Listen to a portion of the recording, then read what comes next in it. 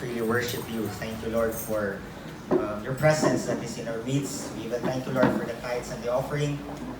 Salamat, Lord, that the only reason why your people was able to give is because you first gave, Lord, and blessed them, Lord. So I pray, Lord, that may you continue to bless your people, Lord, for your glory, Lord.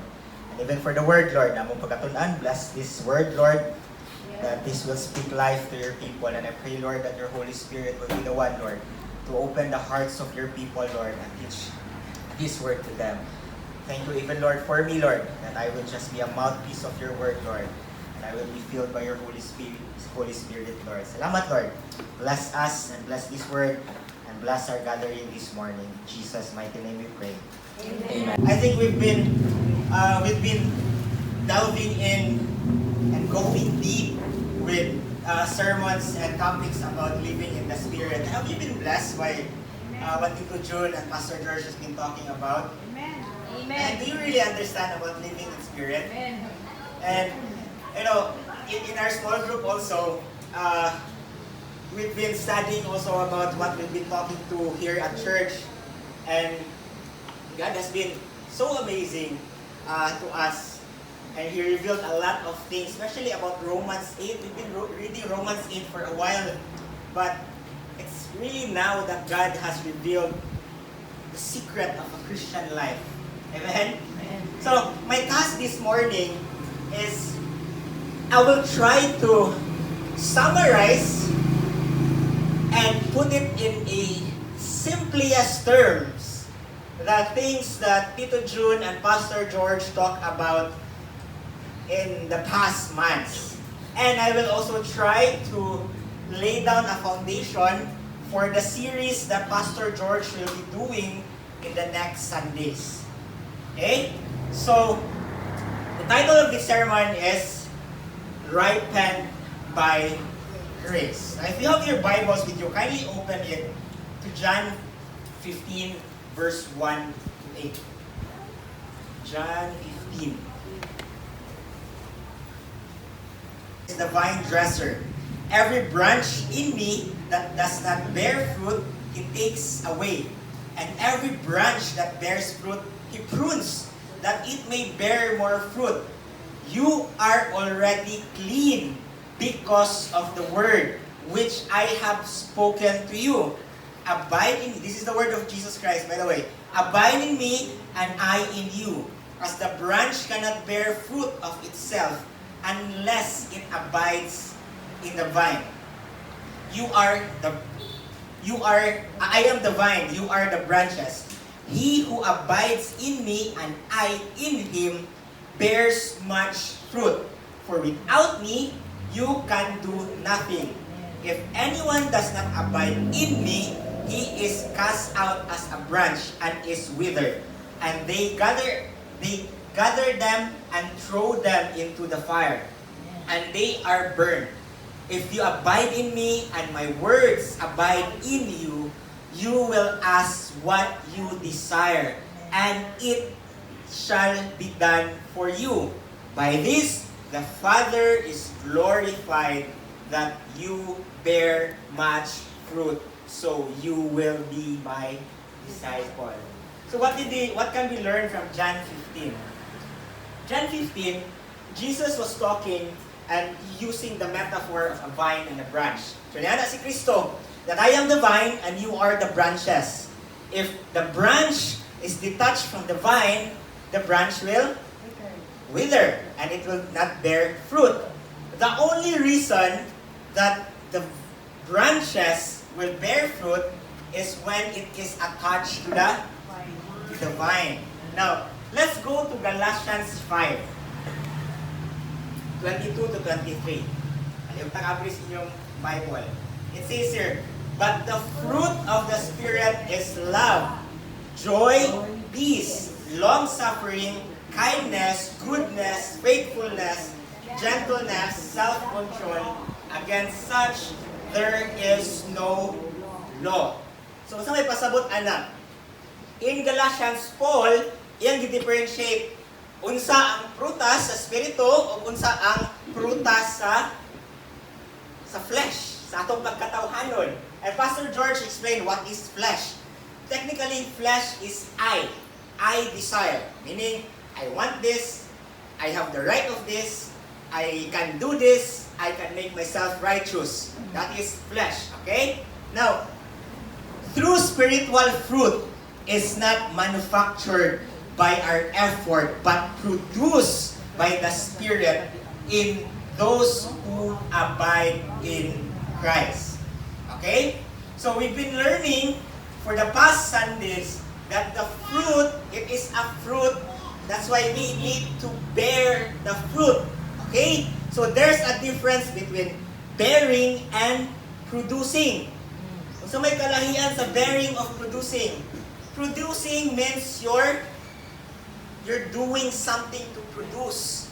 Bearing is just, wala kang may kayutra. And I like the New King James translation because it uses the word bear much fruit. Christian life and Christianity is about bearing the fruit of the Spirit. Okay? So, this morning, I will be doing a 3-point Baptist style, 3-point sermon. But we're Pentecostal, so ito times 3. 9-point sermon. Okay? Pentecostal. Well, kidding aside. Okay? Point number 1. Abiding in grace is the source of fruit. Okay? We've been learning for the past Sundays that apart from the Spirit of grace and apart from the grace of God, all of the good works or all of these things is useless. Okay? So, some point, ato sang basahon, John 15, 4-5. Can you open your Bibles to John 15, 4-5? It talks about Spirit-filled life or walking in Spirit. And in verse 9, Paul said that you are not in the flesh, but in the Spirit. If indeed the Spirit of God dwells in you, now, if anyone does not have the Spirit of Christ, belong to Him. so if he is not Christ, what's the application? He is not saved. So, technically, Paul was talking about us being in the Spirit. Now, we talk about it in the divine blueprint. That those who God foreknew, He predestined. Those He predestined, He Called. He called. Those He called, He Justified. sanctified. Those He sanctified, He Glorified. glorified. Meaning, the word there, the Paul uses a past tense, glorified. Meaning, yes, we are in the state of our life. Makasala. But, having the Spirit of God and being saved by the grace of God, the glorification process is assured to us. Okay? So, just see it as Pastor George talked about, we need to battle against flesh and the Spirit every day. Now, there's one thing that we need to remember is that the war has been won. Okay? So we stand in the ground of victory.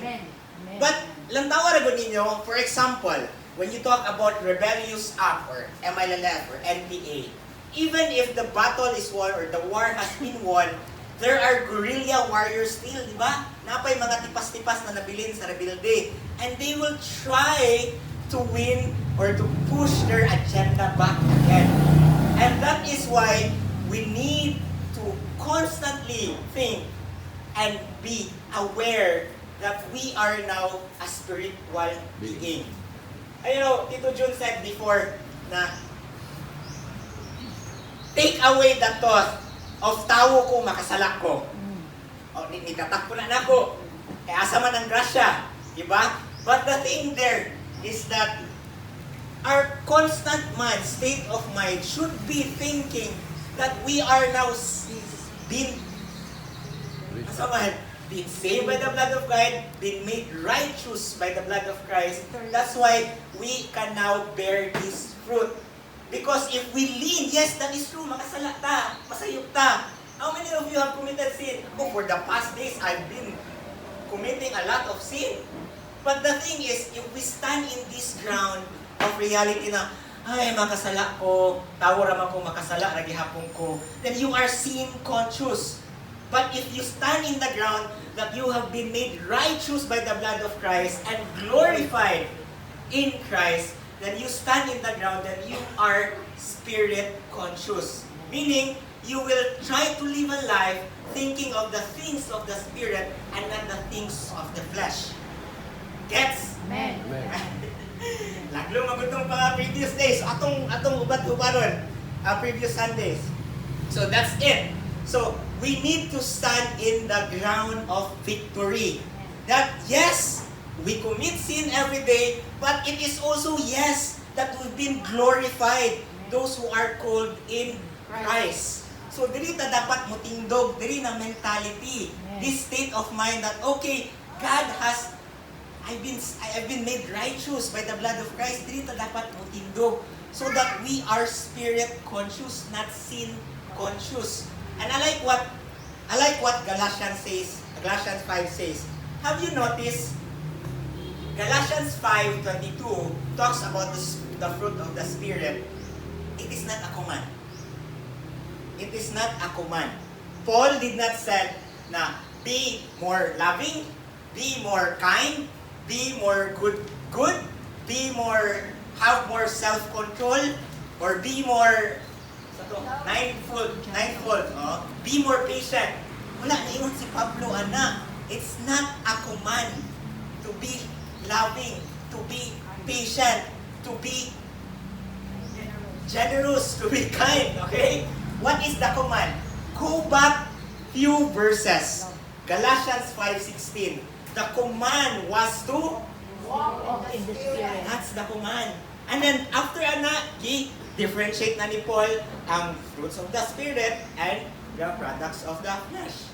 So the command in Galatians is not to be more loving, is not to be more kind, but to walk in Spirit. That's the command. And usahay, we see the fruits of the Spirit as a checklist to go to heaven. But it's a fruit, not a requirement. Amen. Okay? Amen. So the call isn't to try harder to be loving or kind, but to walk in Spirit, because fruit grows only from connection, not from effort. Again, fruit grows only from connection, not from effort. Okay? That's why fruit is a fruit. Bunga na siya. It's not a checklist. You know, I've had a discussion with someone. Kaya ko na, kailan ka sa Ginoo? Kailan ka ni Kristo? Dawat ka ni Kristo. Kaya mag-insist ko siyang, kailan siya ni Kristo? Siya, oo, kailan ko ni Kristo. Kaya dili ko magbinutan, dili ko mutry o buhat o maayo sa ubang tao, mula ko kailan ni Kristo. Kung sige. So kung mamatay ka karon, malangit ka, tubag. Ay wala pa kay, wala pa man ko na human. Nagbinutan pa man ko. That's not the point of the Bible. The point of the Bible is that you've been saved in your sinful nature, then you bear fruit. You are not saved because you are kind, you are loving, you are gracious, but you are saved simply because of the blood of Christ. Amen. So, that's the whole point. That's why, point 1, sa itong point 1, abiding in grace is the source of fruit. Sub-point number 1 is connection is essential.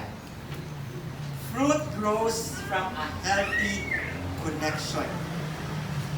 Amen? Fruit grows from a healthy connection. And the fruitfulness is directly proportional to your intimacy with God. Again, fruitfulness is directly proportional to your intimacy with Christ. Okay?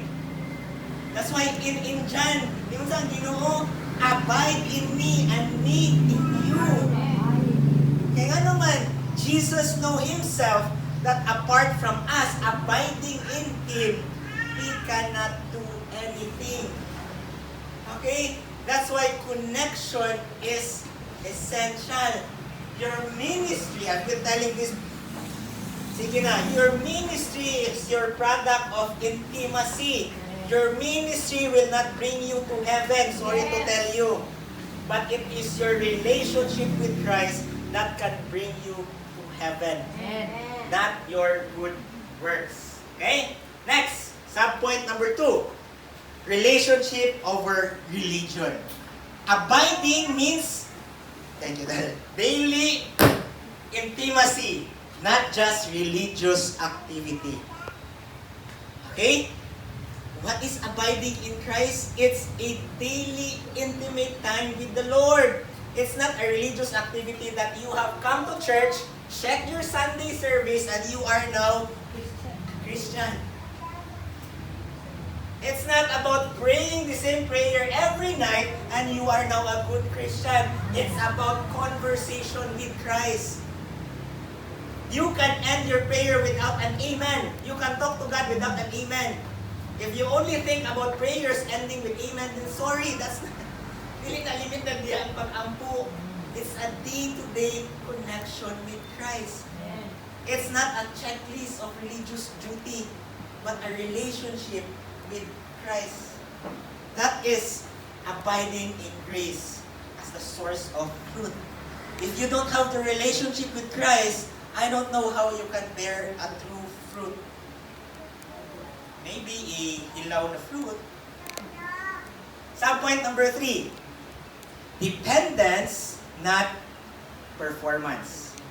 Our role is to stay connected. His role, God's role, is to produce fruit. It is not our role to produce fruit. We just need to bear the fruit of the Holy Spirit. Amen? So, klaro na siya. Amen. Fruit is a result, not a requirement. Again, fruit is a result, not a requirement. It's a result of you abiding in Christ. It's a result of you having a relationship with Christ. You know, there's a video si Ate Iman yata ito ni share sa Instagram na there's a acting na nakuno sila sa gates of heaven and then nagdala na sila sa ilang resume. So all the people line up and then they gave their records to San Pedro. They give their records to that person attending the gates of heaven. And every time that person opens the record, yun siya, okay, philanthropist na ay foundation, yung mga natong tao, not saved. Daghang gives all his wealth to the poor, not saved. And then there was this man who came, pag-abi nila, napriso o 15 katuig. And then there was this other man who came and gave another resume. And that is the picture of grace. We don't need to produce fruit. We just need to bear fruit. Ganyan sa ang Biblia, all these good things that we do is like filthy rags in the eyes of God. It will never please Him. The only thing that can please God is the presence of Christ in your life. Okay? So again, fruit is a result, not a requirement. So every time you're not bearing fruit, check your connection with God. So that's what I do every time my flesh gets on the way. I always check my relationship with God. Lord, did I spend time with you for the past weeks? Or I am too distant with you? Kumusta ka? Okay? And producing is about striving. Bearing is about abiding. That's why Jesus said that we must abide so that we can bear fruit. The New King James Version did not use produce fruit. Ang gamit niya is bear fruit. So that we can bear the fruit. Okay? Next, point 2. Fruit is the proof of the Spirit-led life. What does it mean? Galatians 5:22 to 23. Basahon na to. But the fruit of the Spirit is love, joy, peace, long-suffering, kindness, goodness, fruitfulness, gentleness, self-control. Against such, there is no law. Okay? So the fruit of the Spirit is not a checklist to work through. Remember, Galatians used a singular word. Fruit. It did not use fruits. So kung sa tanan ako na-check na translation, it uses a singular term, which is fruit. Fruit of the Spirit is a unified whole. Munang singular ang gigamit. But it can be categorized in 3 ways. Okay? So subpoint number 1. Godward dependence. So may pasabot ana. Love is the first and foremost fruit. Nag-mention, di ba? It is not an emotion. Love is what you do. It is rooted in God's love for us. Love seeks the highest and good of the one loved, even if they are not worthy of it. That's why love is never an emotion. Happiness is based on what happens. Joy is an all-satisfying in God who has saved us through the crucifixion and resurrection of Jesus Christ. Okay? So, unsa diha? Godward dependence. Meaning, love is a thing that we first experience pinaagi sa Ginoo. That's why we are able to love other people. That's why love is not an emotion. Because you cannot love truly if you are not loved truly by God. That's why it's Godward dependence. Kaning love, joyfulness, ano mang Godward dependence? Happiness is an outward thing. You're happy when you are promoted. You're happy when you are complete in your family. But joyfulness is a heart thing. You are still joyful despite the problems. You are still joyful despite the trials. You are still joyful despite the agony. You are still joyful despite the sickness. And those are from God. It's hard to be joyful when the circumstances tells us differently. Next, peace is more than the absence of conflict. It is the presence of contentment. Peace is spiritual climate control. It is a sense of well-being and wholeness that rests in God's goodness with wisdom and power. Sa itong peace is not the absence of conflict, but the presence of God in your life. That's why the first 3 part of the fruit of the Spirit is Godward dependence. Meaning, we cannot produce the fruit of love if we don't have God. We cannot produce the fruit of joy if di ta mo depende sa Ginoo. We cannot produce the fruit of peace if we don't depend on God first. Okay? Next. The fruit of the Spirit begins with God, not us. Love, joy, and peace flow out of our relationship and dependency on Him. Okay? So that is why it is a fruit. It flows out from your relationship with God. That is hard to love. And umabot na ang panahon that you will stop loving that person. When your love is not from God. But look at the love of God that is lavished upon us. Yet when we were still sinners, Christ died for us. For God so loved the world, John 3:16, that For God so loved the world that whosoever believes in Him shall not perish, but have everlasting life. In the parable of the lost sheep, God leaves the 99 to find the one. That is the kind of love that God lavished upon us. That's why I always hear Pastor George talking during weddings that husband cannot truly love their wives if they don't have a relationship with God. It's a suntok sa buwan. How can you love an unlovable person without the love of God? And that is so hard. That's why a person can truly love someone if that person experiences the love of God. And you know, I truly believe in change, that a person can change.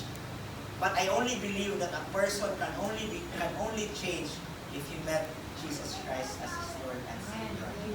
Anything else is fake change, as the Bible tells us. That only through Christ that we can love truly, be peaceful with one another.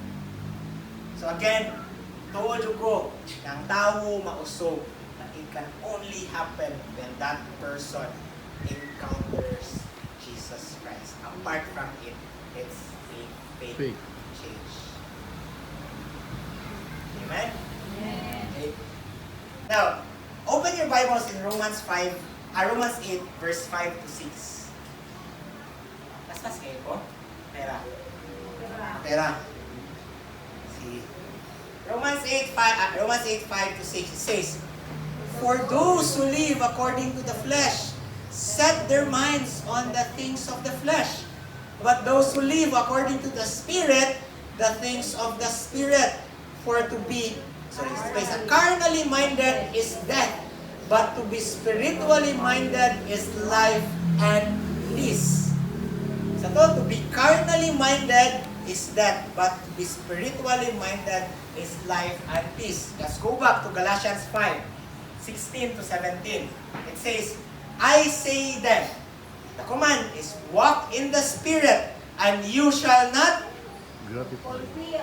What is the command? The command is only to walk by the Spirit. It's not to be more loving, to be great, to be more good, to be more patient. The command is just to walk in the Spirit. For the flesh lusts against the Spirit, and the Spirit against the flesh. And these are contrary to one another, so that you do not do the things that you wish. So, unsay command ni Paul? To walk Spirit. Now, di ba ningunta na the war has been won, but there are mga particles that we need to battle every day, and we need to choose to walk in the Spirit. But the good news is, if you continue reading Galatians 5, in Galatians 5:24 to 25, it says there, "And those who are Christ have crucified the flesh with its passion and the desires. If we live in the Spirit, let us also walk in the Spirit." So, unsa may pasabot ni Paul? If you have Christ, your flesh, your I nature, have been crucified. So, niingon ba si Paul that it will be crucified when you die? It says that the moment that you accept Christ as your Lord and Savior, your flesh is crucified with Him. And you can now walk in Spirit. Okay? Now, the main thing to learn from these verses is that Christian experience a struggle within. That is true. Okay? That is true every day. But a Christian is not a person who experiences no bad desires. Okay? Kamu inyong mga desires kinabuhi, puro na maayo. Diba, sometimes we have bad desires in our lives. A Christian is a person who is at war with those desires by the power of the Spirit. But the good thing is that the Spirit has landed to do the battle with the flesh. So take heart if your soul feels like a battlefield at times. The sign of whether you are indwelled by the Spirit is not that you have no bad desires, but that you are at war with them. Muna yung Pastor George last Sunday, di ba? That when we constantly do sin, munam na lang ta because saman, we try to normalize sin. But when we walk by the Spirit and live by the Spirit, it is the Spirit of God that do the battles for us. And we stand in the ground of victory, Amen. not in the ground of defeat. Amen. Amen? Amen. So, all we need to do is kato. First sub-point, yield in the Spirit. Trust in the Spirit in your day-to-day life. Amen. Because you need the Spirit. It says they remain in grace. Diba? Dito sa John, at ikibasa, remain in me, abide in me. Jesus said that you need to be in connection with the vine. Okay? Because even yan si Paul, di ba? Yan na siya na, nako'y mga ganan, buhaton, ba't akong lawas, bubuhat o other way. That's why we need to walk by the Spirit so that these desires will slowly vanish. And remember, in my sermon about blueprint, this is all the plan of God. All we need to do now is remain in Jesus. Yield in the Spirit of grace. That's why the title of this sermon is Ripened by Grace. Verse 16, Galatians 5:16, promises victory over the desires of the flesh. Not that there won't be a war, but that the winner of that war will be the Spirit. Okay? So, when nabasa ka sa Galatians, it is sure that the winner of that war is the Spirit. So, all we need to do now is abide, yield in the Spirit. Kaya it is a sure win for us. Kumbaga, it's all scripted. So, na katong Divine Blueprint, may sermon about Divine Blueprint. Ako na itong title lang, scripted. But the thing is, when you have Christ, and you are called by Christ, sanctified by Christ, and you have been glorified by God, this is a sure win for all of us. Diba? All we need to do is walk by the Spirit. Next, subpoint number 2, allowing pruning and growth. Okay? God prunes what looks alive, but it is not fruitful. Kabantay mo sa, for example, mo tanong mo kalamansi. For kape, mo tanong mo kape. Ang kape, kung dili na ninyo putlan og sanga, magkataas ng kape o magkagamay ng iyahang bunga. Para ang kape, magkadaghan og bunga, parehapon sa kakao, kailangan na nimo putlan sige ang ilahang mga branches para mas mudaghan ang bunga sa kakao o kape. Same with us in John, we read that God cuts down the branches na nadili mo bear o fruit. But He prunes those branches na gamay o production para mas mudaghan ang prutas. So, the thing here is that fruit grows in surrendered soil. But the thing is, are you willing or do you allow God to prune you? And sometimes, the pain that you avoid might be the process that God wants to grow. Amen. Hallelujah. And that's where the fruit of the Spirit will go out. We had a session sa among Chigo before with Pastor George. Diba sa una kay mag-deliverance ta. Yung mag-deliverance, manggawat ng mga demonyo, di ba? But ang namin, unsa day laing way of muhala ng mga demonyo sa sulod sa tuwa. Okay? And Pastor George said, it is in being changed day by day by Jesus Christ. But a lot of us are not willing to undergo pruning. Kay sakit, kay budlay, kay lisod. But we learn in the Divine Blueprint sermon that all of these things work together for good for those who Love God and are called according to His purpose. So, if you are called according to His purpose, then you can declare that verse. But if not, wala pa mo ni Kristo, wala pa mo yung relasyon ni Kristo, I'm sorry to tell you, ba't dilit na nito ko sa inyong kinabuhay, magamit ni Kristo.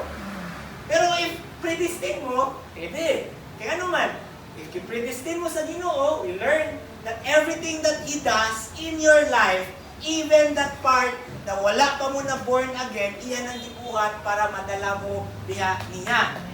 Okay? So all the goodness na you experience even before wala pa mo na born again is designed, the divine blueprint of God, to bring you closer to Him.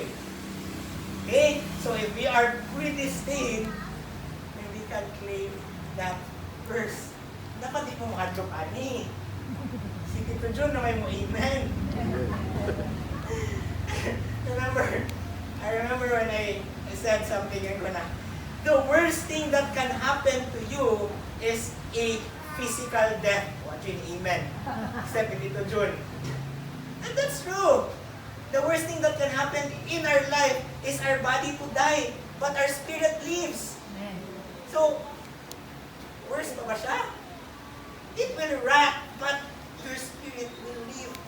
So what can happen to you more than the pruning? Anong mahadlok tag pruning? Anong mahadlok tao? The worst thing that can happen to you is to die physically. That's it. Dawat magamo ni Kristo. Hindi malangit mo. Hindi kamutana. Bakit? The pain you avoid might be the process that God wants to use you to grow. Okay? So, balik ta. John 15:2 says, every branch in me that does not bear fruit, it takes away. And every branch that bears fruit, it prunes. Even to the mga branches na bear fruit, it prunes that it may bear more fruit. So, do you want to be fruitful in your Christian life? Amen. Are you willing to be pruned by God? Amen. Are you willing to be pruned by God? Yes.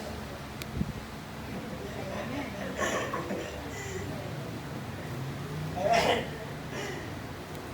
You grow you grow not just by addition, by subtraction. Okay? You grow not by addition, not just by addition, but by subtraction. Sometimes God needs to take some part of your life, some aspect of your life to be more fruitful. Don't be sad if God takes away relationships in your life, if God takes away your job, if God takes away something in your life. It's designed, it's the divine blueprint to God to glorify you at the end of the story. Amen? Next. Third point. Transforming desires and mindset. As our mind is renewed, fruit naturally follows. Okay? So in Romans 8:6 says, for to be carnally minded is death, but to be spiritually minded is life and peace. Romans 12:2 says, and do not be conformed to this world, but be transformed by the renewing of your mind, that you may prove that what is good and acceptable and perfect will of God. Okay? True transformation isn't behavior modification. Wala ngayon ko, any change apart from being connected to the vine is a fake change.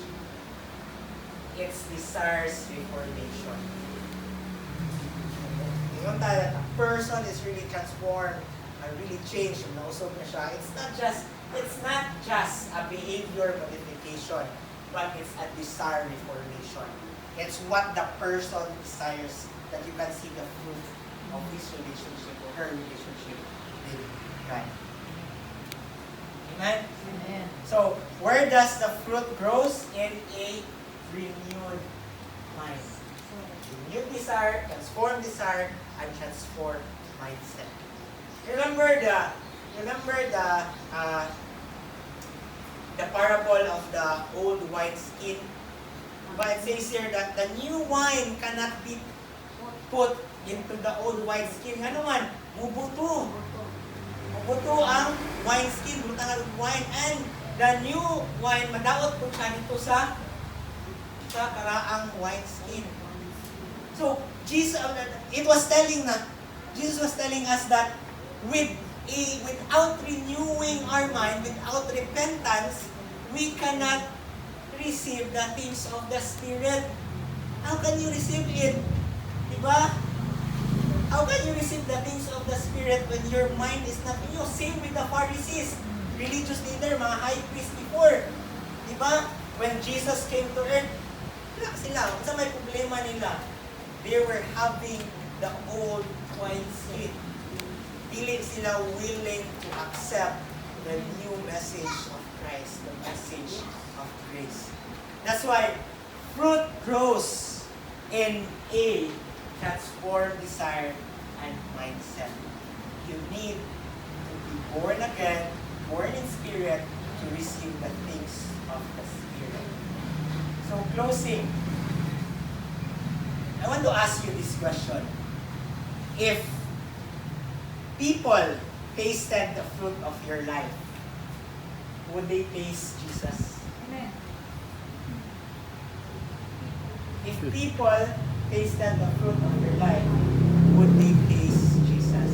Again, we are in a constant battle day by day. But the Bible tells us that the Spirit already won the war. We just need to abide, walk in the Spirit. And there are days that we don't, that our desires and our life is more of our flesh than our spirit. That's why it's so important to battle it with the Spirit. Every day yielding, spending time with God, spending time in prayers, studying the Word of God, because that's the only thing that we grow our relationship with Him and we can live a victorious life.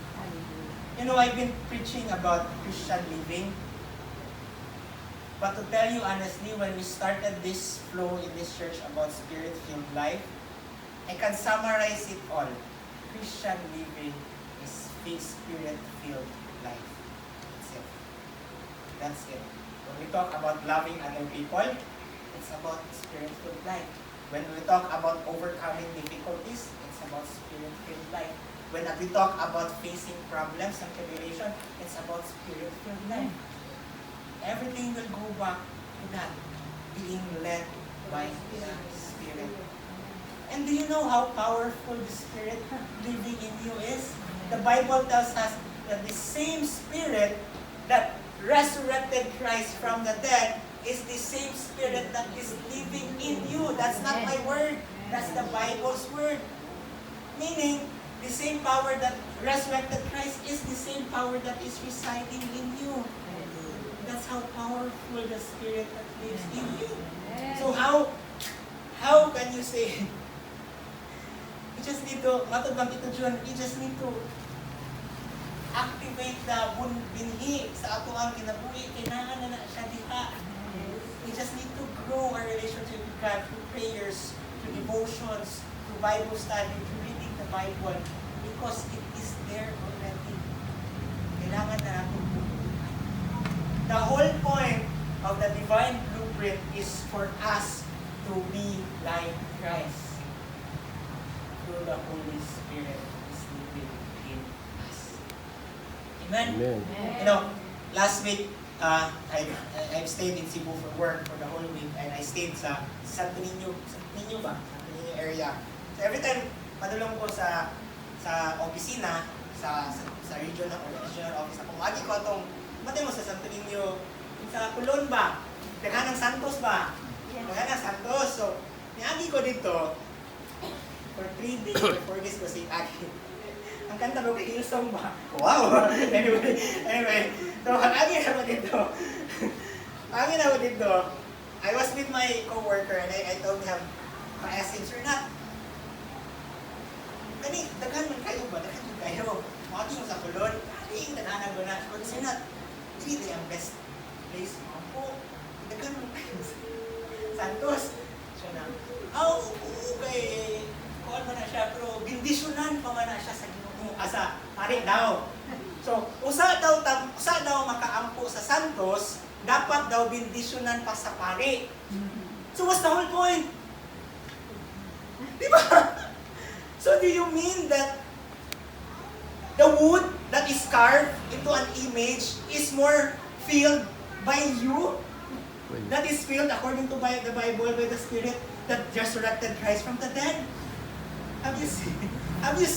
Do you understand the whole thing about how lucky we are when we say that we are filled by the Spirit of God? We don't need to go to Simala to pray. You can have a relationship with God because the Spirit of God, He Himself resides in you.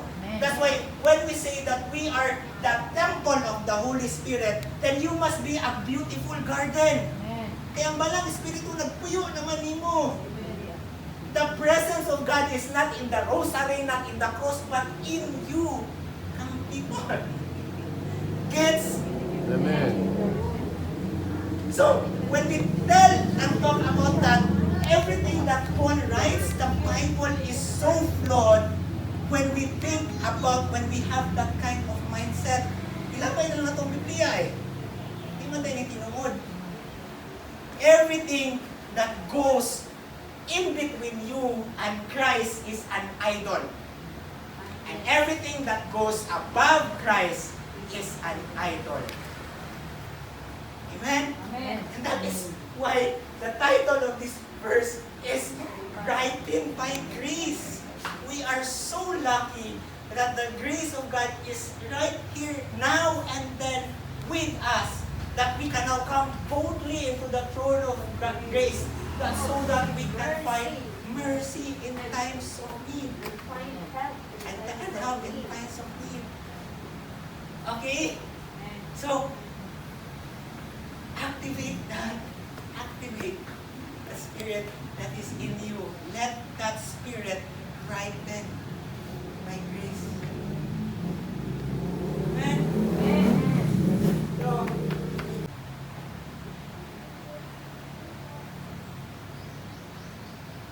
okay. It is not about the acts of kindness, but the life of good acts. Subpoint number 3 for point 2.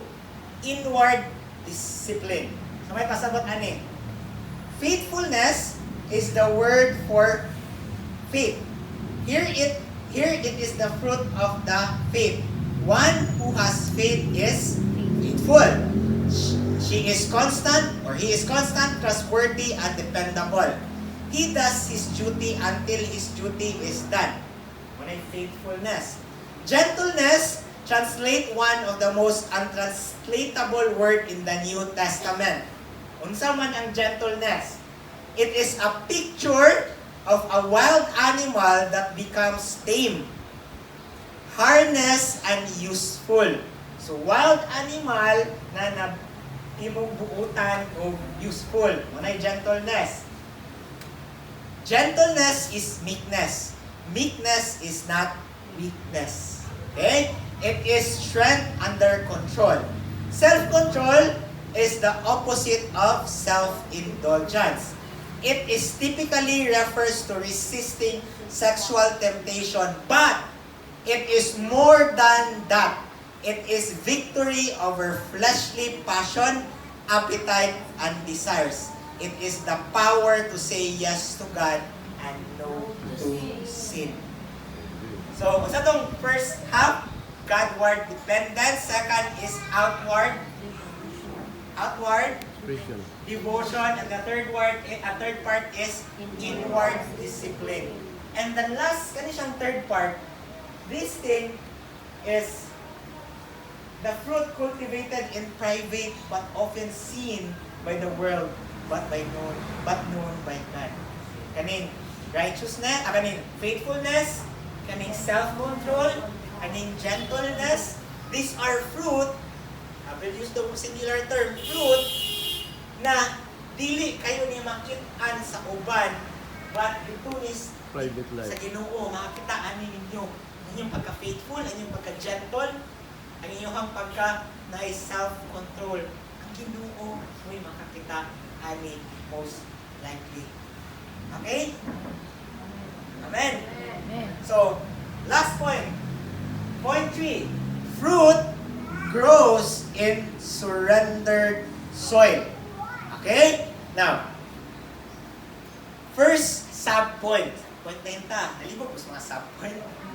Taas naman ba ito mga walin dito John o ni Pastor George? Kasi na i-compress of 3-point sermon. So, 9-point sermon. Okay? Sub-point. Yielding to the Spirit daily.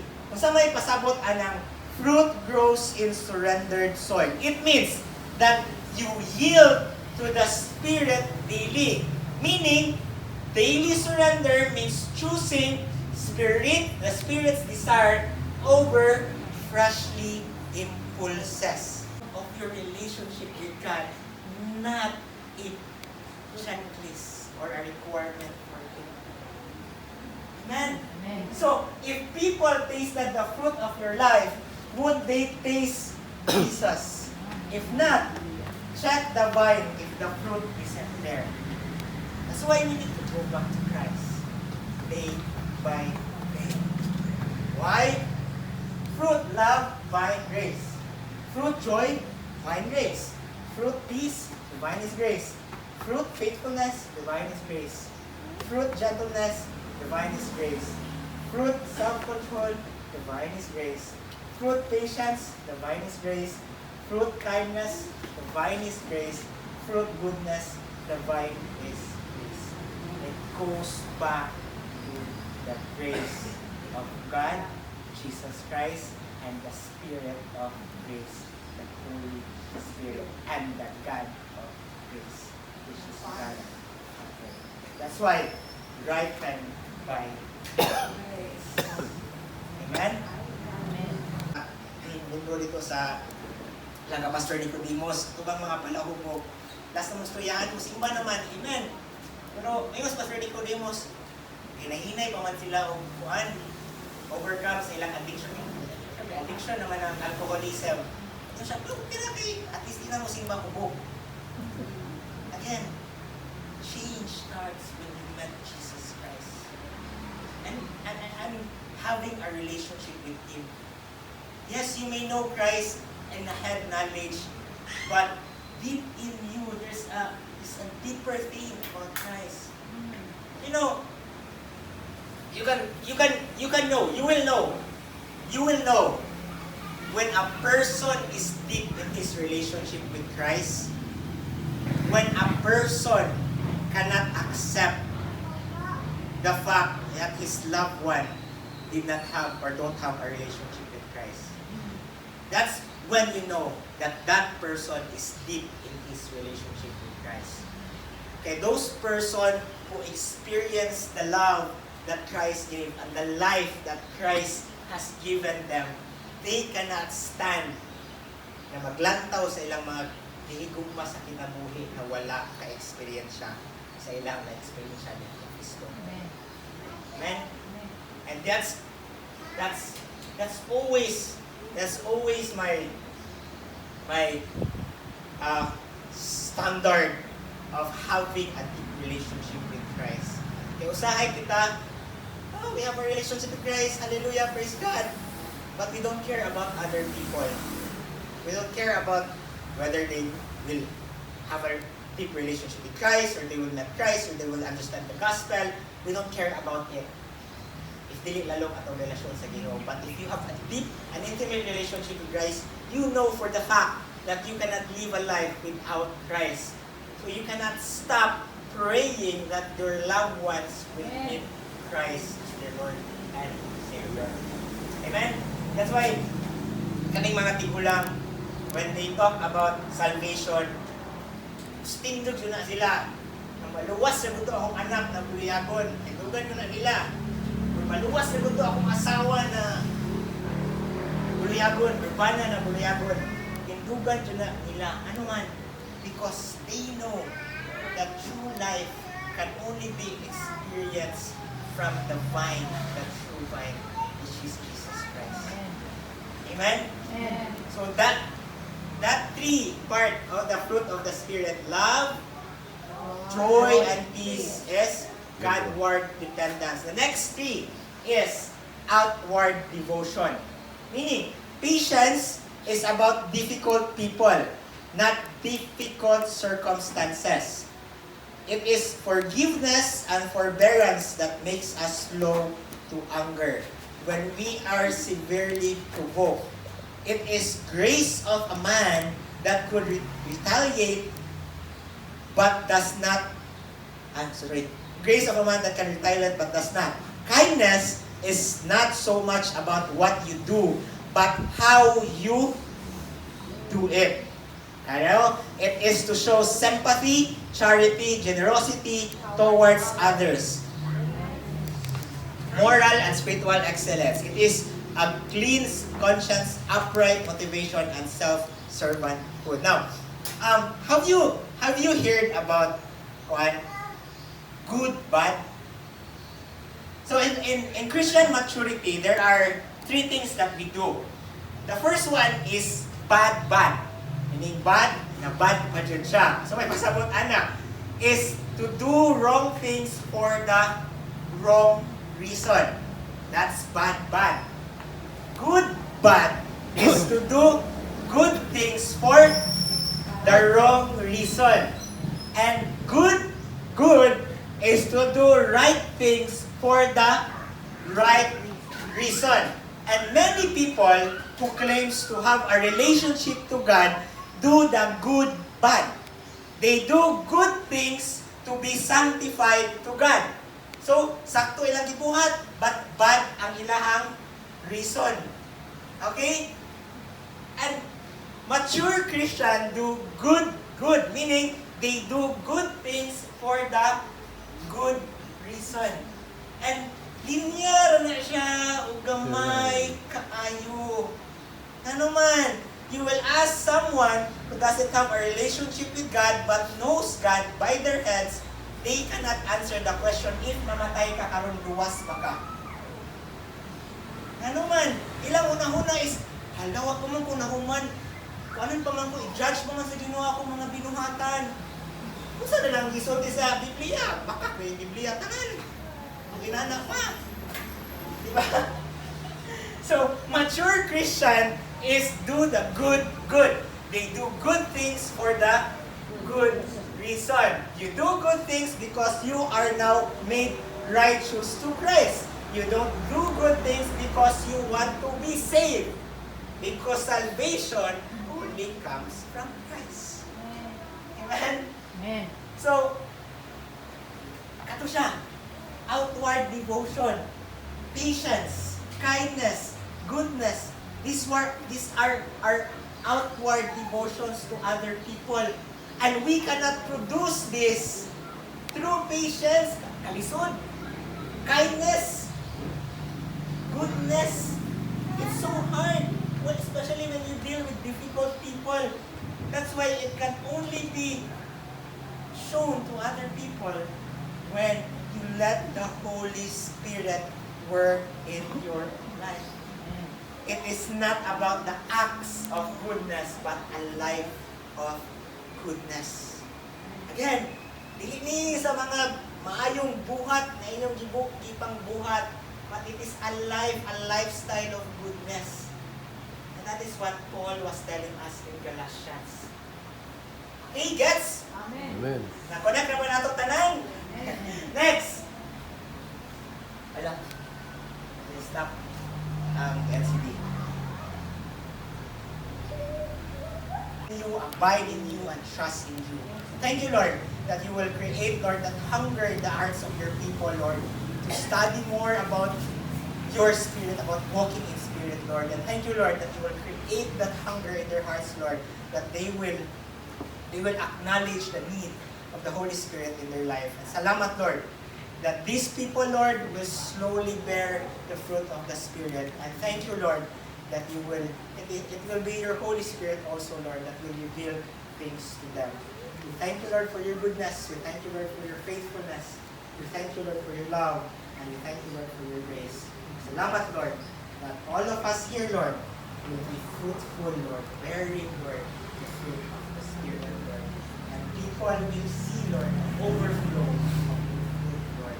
Salamat, Lord, that you will use this church for the community, Lord, and for us to go out and start to minister. Salamat, Lord, that we first need to bear the fruit of the Spirit. Effectively, Lord, minister to others. So ignite the fire in us, Lord, and continue to minister in our lives. Salamat, Lord.